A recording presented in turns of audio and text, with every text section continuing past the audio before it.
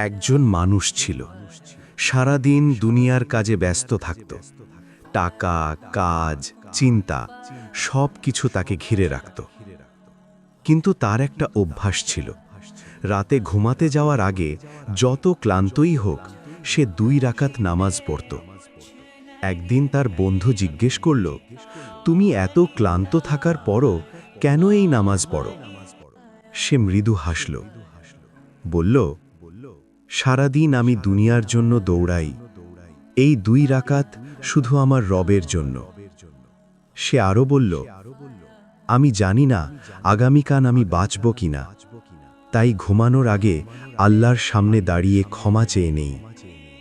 এক রাতে সে নামাজ পড়ে, দোয়া করে, আল্লাহর কাছে কান্না করে ঘুমিয়ে গেল। সেই রাতেই তার মৃত্যু হল। কিন্তু কি সৌভাগ্য তার! শেষ কাজ ছিল আল্লাহর ইবাদত। ঘুমানোর আগে 2 রাকাত নামাজ হতে পারে আপনার জীবনের শেষ আমল। তাই কখনো এই আমলকে হালকা মনে করবেন না। আল্লাহর কাছে ফিরে যাওয়ার সবচেয়ে সুন্দর উপায় এটি। শেষ কথা, আজ থেকেই শুরু করুন।